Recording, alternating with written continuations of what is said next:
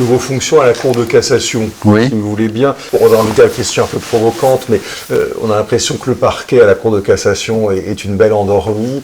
D'abord, le parquet général n'est pas plus une belle endormie que la Cour. Je vous coupe, mais en fait, on dit ça parce que à partir du moment où le parquet n'a plus pu participer au délibéré, on a dit, finalement, l'avis des avocats généraux, bien sûr. C'est un avis parmi d'autres, mais son poids... Vous touchez un point douloureux dans l'histoire. Alors d'abord, le parquet général à la Cour de cassation, moi, ça m'a donné une autre vie, parce que on n'est pas dans le ministère public en réalité. On n'a pas du tout la même fonction. On n'a pas une fonction d'accusateur. On n'a pas une fonction de préservation de l'ordre public ou de défense de l'ordre public en matière notamment sociale, économique ou commerciale. C'est pas ça du tout. On a un office tout à fait différent. On est là pour vraiment pour l'application de la loi et on rend des avis dans l'intérêt de la loi et du bien commun.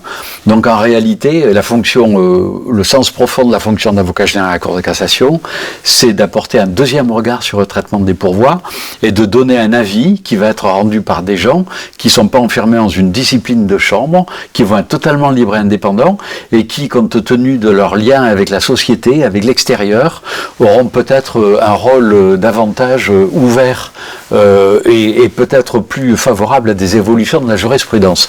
Au fond, vous êtes les sénateurs de la Cour de cassation. Oui, si vous voulez.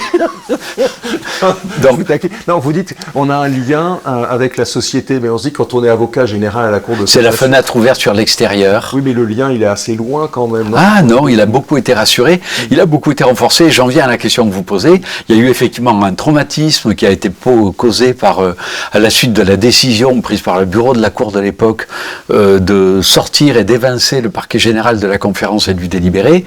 On s'est trouvé dans une situation en réalité qui a fait qu'on comprenait beaucoup moins l'évolution de la jurisprudence, le pourquoi des motivations des arrêts, le pourquoi du choix de telle solution.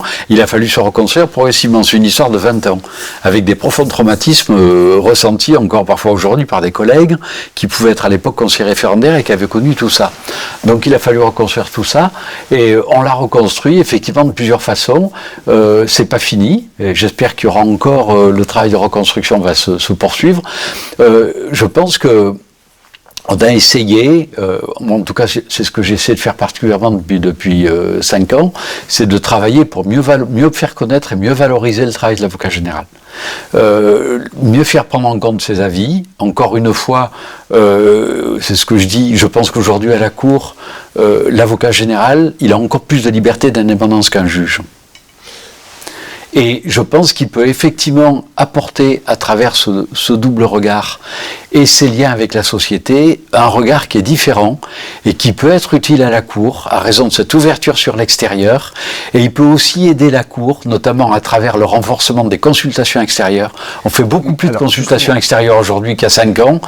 C'est quand même important pour la Cour et je pense que ça peut lui éviter de faire des erreurs, parce qu'elle peut en faire aussi, de connaître les impacts de la décision qu'elle va être amenée à rendre. Oui, justement, alors sur l'apport extérieur, parce que c'est quand même dans l'air du temps, de la magistrature qui doit s'ouvrir au monde extérieur, on parle beaucoup des amicus curiae, etc. Au fond, mais il y a une instance qui est toute désignée pour ça, c'est le parquet. Enfin, oui. Est-ce que c'est la peine d'aller chercher tellement ailleurs, alors qu'on a un corps de magistrats Mais le parquet général, c'est pas tout, et sur certains problèmes extrêmement complexes, notamment d'ordre sociétaux qui sont soumis à la Cour, ça peut être utile justement par l'intermédiaire du parquet général de pouvoir activer un certain nombre d'organismes ou de centres de réflexion qui vont pouvoir apporter des réflexions qui ne sont pas forcément dans les ouvrages universitaires et dans les collections documentaires de la Cour. Et ça, je pense que ça, c'est un facteur d'enrichissement des décisions. Ça. Je vais vous prendre un exemple pour parler franchement. C'est par exemple l'apport des consultations extérieures dans la dernière audience d'Assemblée plénière à laquelle je suis allé et qui devait statuer sur la compétence universelle en matière de crimes contre l'humanité. Et qu'on a pu voir d'ailleurs en direct. Il y a eu au moment de l'Assemblée plénière, pour préparer dans le cadre des travaux préparatoires de la Cour, quelque chose qui n'avait pas été fait devant la Chambre criminelle. C'est-à-dire qu'on a multiplié les demandes de consultation extérieure. Il y en a eu de mémoire 4 au moins. Oui. Je pense que le contenu de ces consultations a certainement influé positivement pour obtenir un revirement de jurisprudence par rapport à la décision de la chambre criminelle. Pourquoi ? Parce qu'on a pu éclairer et mieux baliser le problème qui était posé à la Cour, et effectivement mieux éclairer la Cour sur l'impact de la décision qu'elle allait rendre, parce qu'elle ne s'en était peut-être pas rendu compte au préalable. Et il y a des choses que l'avocat général n'aurait pas forcément su, je pense notamment à la consultation de l'OFPRA, l'Office français de la protection des réfugiés apatrides. C'est quelque chose qui est vraiment venu nourrir la Cour sur les enjeux de la décision. Et alors, les universitaires juristes ont, à mon avis, souvent l'impression d'être assez sur la touche dans ces procédures de consultation. Oui. D'ailleurs, c'est peut-être une explication de leur réserve à l'égard de ces ouvertures. Je vais vous dire pourquoi. Oui, justement. C'est impossible ça ne met pas du tout en cause la qualité des universitaires, bien au contraire, elle est reconnue. Il suffit de voir combien de fois vous êtes cité dans les avis du parquet général, et dans les avis des avocats généraux et les rapports des conseillers, on vous cite tout le temps. Mais ça ne serait pas concevable d'aller donner une consultation à un universitaire. Pourquoi d'abord un plutôt qu'un autre ? L'exercice, il est nécessairement biaisé par essence. On ne peut pas faire des choses comme ça. On va vous lire, on va tenir compte de ce que vous dites, on va vous citer, mais l'objet de la consultation, c'est autre chose. Moi, ce que j'ai fait en arrivant à la Cour, je constitue un réseau. C'est-à-dire que j'ai pu me faire inviter à une réunion du secrétariat général du gouvernement avec tous les secrétaires généraux des ministères, et on a bâti un carnet d'adresses qui est remis à jour 2 ou 3 fois par an, de tous les directeurs des affaires juridiques de tous les ministères de France, auxquels on s'adresse régulièrement pour demander leur façon de penser et de raisonner sur tel ou tel problème. Et puis après on l'utilise. Et tout ça va rentrer dans le contradictoire. C'est-à-dire qu'on leur dit, ils savent que ça peut être utilisé, et s'il n'y a pas d'opposition, l'avis va intégrer la consultation, qui sera après soumise au contradictoire dans le cadre des travaux préalables à la décision. Ça, je pense que c'est quelque chose d'intéressant. Et peut-être ce qu'on peut dire aussi à mes collègues juristes, c'est qu'après tout, si on veut s'ouvrir sur le monde extérieur, c'est pas les juristes qui font entendre en priorité, que les universitaires vont intervenir dans la réflexion de second temps, qui est le délibéré du magistrat, qui éclaire son opinion avec les opinions doctrinales qui existent. Est-ce que vous avez l'impression qu'il y a une baisse du niveau doctrinal, ou qu'il y a un problème avec la doctrine dans son rôle de... Non. Absolument pas. Pour moi, la qualité de la doctrine, elle est intacte.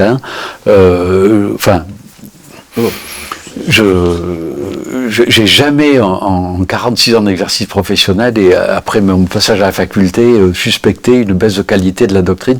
Je pense que l'avantage de la doctrine, c'est qu'elle va vraiment au fond des choses, et puis surtout, vous avez une liberté qui est extraordinaire et qu'il faut conserver. Donc pour moi, non, il n'y a pas de problème de qualité, et je pense qu'on a toujours autant besoin de vous, et qu'on n'est pas déçu de ce point de vue-là. Et un problème d'indépendance ? Dans la doctrine ? Oui, c'est une question qui s'est posée, puisque mais bien sûr que oui, on sait très bien que les universitaires ont parfois une activité libérale à côté. Non, mais j'en suis. Oui. Et ça pose d'ailleurs des vrais problèmes éthiques à la doctrine. Est-ce que vous avez perçu qu'une certaine doctrine, qu'une partie de la doctrine a perdu une partie de son indépendance compte tenu de son investissement? Non, je crois pas. Par contre, c'est vrai qu'on peut parfois se questionner par rapport, je donnerai pas de nom, mais par rapport à, quel que soit le domaine du droit, des individualités qui ont, j'allais dire, des doctrines et des lignes éditoriales qu'on connaît depuis longtemps et qui sont sans surprise et qui peuvent parfois devenir un peu politisées, soit pour, soit contre. Mais bon, oui, après, ça fait partie aussi de l'indépendance de l'universitaire. Oui, très bien. Donc il faut le respecter. Est-ce qu'on peut avoir vous évoquiez ce que vous avez fait au parquet, donc l'ouverture vers l'extérieur. Est-ce que vous avez 2-3 réalisations, ou même une très concrète dont vous... Au parquet général, oui, il y a quelque chose dont je suis très fier, puis c'est un travail d'équipe. c'est justement la dimension parquet général. Effectivement, je vous dis en interne, on a essayé de valoriser, on a essayé de pousser et de booster, il n'y a pas d'autre mot, la publication des avis d'avocats généraux. On a beaucoup plus d'avis d'avocats généraux aujourd'hui qui sont publiés, et je pense que ça a contribué aussi à une meilleure reconnaissance en interne de la valeur du travail des AG. Ça me paraît quelque chose d'important. Il y a aujourd'hui des gens qui ont été conseillers référendaires qui préfèrent être avocats généraux que conseillers. Et puis un travail, je voudrais signaler, dont je pense qu'on peut être fier au niveau du parquet général, on a engagé ce qu'on appelle on avait appelé ça un civil tour. On a fait en 14 mois, on a couvert l'ensemble des parquets, des parquets généraux, l'ensemble des services civils et commerciaux des parquets et des parquets généraux, à travers un tour de France qu'on a réalisé en 14 mois, et qui a consisté donc pour moi et pour une équipe de 5 avocats généraux et avocats généraux référendaires, dans le cadre de ce tour de France, à réunir tous ses collègues du ministère public pour les former aux dernières évolutions de la jurisprudence de la première chambre et de la chambre commerciale en ce qui concerne les procédures collectives et au contrôle de proportionnalité. D'accord, donc finalement c'est le rôle pédagogique du parquet à l'égard des juridictions. Oui. On a réuni tout le ministère public civil et commercial. Donc c'est venir en renfort de la... Et je peux vous dire que ça a été une expérience humaine et professionnelle très intéressante pour nous et qui a été extrêmement appréciée de la part des collègues des juridictions du fond. Ça s'était jamais fait. Et ça a vraiment été quelque chose de particulièrement riche et intéressant. Peut-être que c'est une chose que vous partagez avec Chantal Arens, qui était donc première présidente il y a encore assez peu de temps, qui est qu'au fond vous étiez tous les deux des magistrats du fond. Oui, tout à fait. Je pense que au-delà des liens d'amitié qui nous unissent, parce qu'on appartient à la même promotion, on avait déjà travaillé ensemble. Chantal Arens, c'est quelqu'un avec qui j'ai toujours travaillé en totale confiance. On pouvait avoir des fois des idées différentes, mais ça c'est normal, avec laquelle je me suis toujours très bien entendu. Et elle a toujours aussi considéré que le parquet général n'était pas effectivement suffisamment valorisé et considéré à sa juste place. Donc elle a aidé à tout ça. Ce rôle, j'espère qu'il continuera à être reconnu.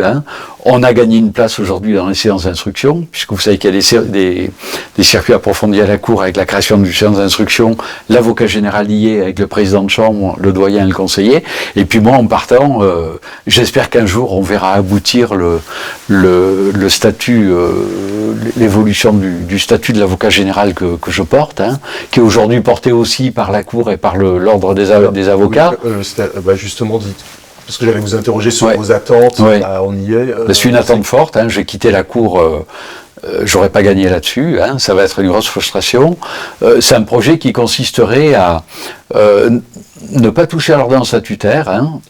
On reste soumis à l'autorité hiérarchique du garde des Sceaux, et c'est normal, puisqu'on peut, un avocat général peut faire des bêtises et devoir être poursuivi au disciplinaire par le ministre, c'est tout à fait normal, mais une évolution du Code de l'organisation judiciaire qui consisterait à ce que le COJ affirme et dispose que l'avocat général agit en toute liberté, en toute indépendance. Donc, qui confirme dans la loi quelque chose qui est aujourd'hui de l'ordre des juges et coutumes au sein de la Cour, qui fait que l'avocat général est totalement libre et ne peut pas recevoir d'instruction de la part de son procureur général. Je n'ai jamais, et ça serait inconcevable pour un procureur général, de donner des instructions à un avocat général pour orienter le sens de son avis. L'avocat général, il est libre, et c'est la raison pour laquelle on souhaiterait qu'il change de nom, parce qu'avocat général, ça a un côté accusateur et avocat général d'assises. On souhaiterait qu'il change de nom et qu'il serait toujours nommé avocat général à la Cour de cassation, mais il exercerait devant les 6 chambres de la Cour la fonction de rapporteur public.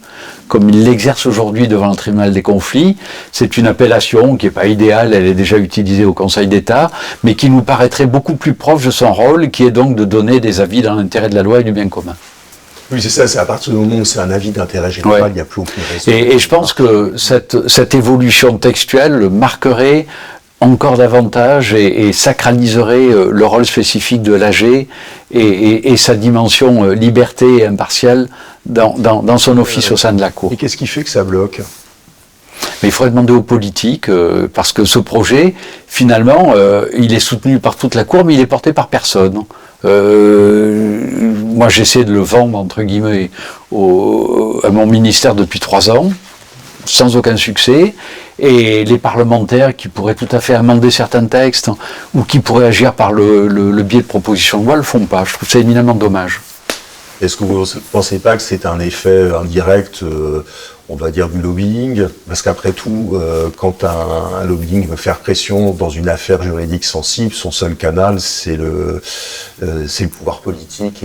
Oui, mais là-dessus, franchement, le pouvoir politique n'a aucune prise sur le parquet général de la Cour de cassation, qui est totalement libre.